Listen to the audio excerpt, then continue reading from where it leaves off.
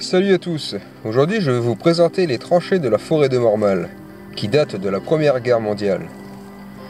Cette tranchée est la première que j'ai trouvée il y a quelques années, j'en avais d'ailleurs fait une vidéo. Mais là, nous en avons trouvé deux autres, avec beaucoup de cratères d'obus. Alors pour nous situer, d'après les cartes sur les sites spécialisés, nous sommes dans l'arrière-garde de la ligne Hermann-Stellung, qui faisait partie de la ligne Hindenburg. Ligne qui en réalité était composée de plusieurs lignes plus ou moins fortifiées.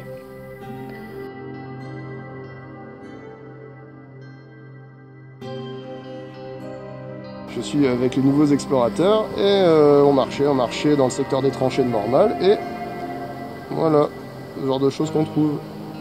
Nous sommes tombés sur un étui d'obus à balles anglais, et plus loin un immense poste d'artillerie.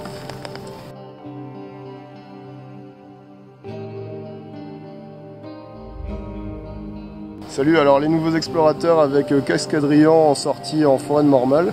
Alors là en fait on est sur la route d'approvisionnement en munitions.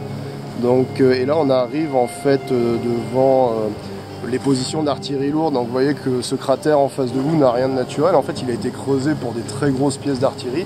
Donc là on est vers les derniers jours de la guerre en 1918. On est entre le 5 et le 11 novembre.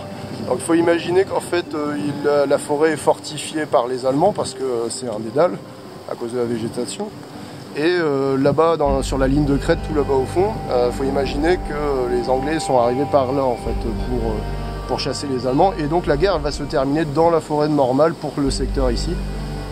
Donc faut imaginer qu'auparavant, je pense que tu le mettras avant la vidéo, mais donc on a vu les tranchées d'infanterie.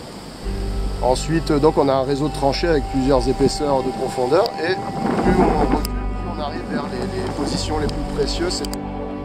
L'artillerie légère, l'artillerie lourde. Donc là on est face à un énorme cratère qui n'a rien de naturel puisqu'en fait on se tient nous sur la route qui permettait d'approvisionner par camion en obus. Il faut imaginer que là il y avait peut-être 3 pièces d'artillerie lourde qui tiraient en face sur les Anglais arrivants. Voilà, donc les Anglais arriveront à emporter toutes ces tranchées, toutes ces positions et la guerre se terminera 1 kilomètre derrière nous en fait.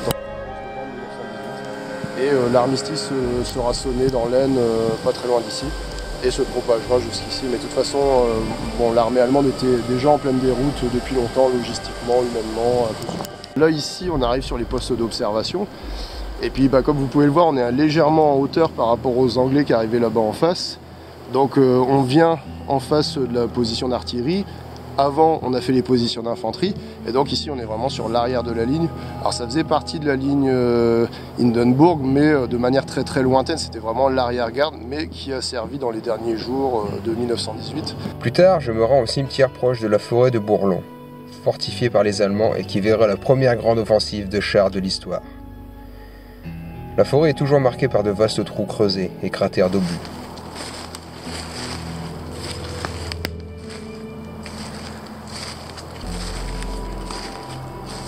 Et non loin, à Noyelles-sur-Escaut, là voici des casemates qui servaient à abriter des munitions.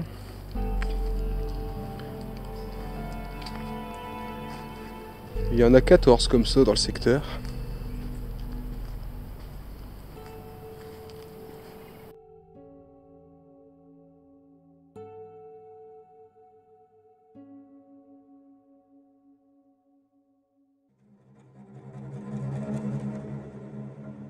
Nous sommes en plein dans la ligne Hindenburg, et à quelques kilomètres plus loin apparaît un chapelet de blocos. Nous en dénombrerons un tous les 200 mètres à peu près. Chaque blocos était relié à des tranchées, le tout protégé par des barbelés.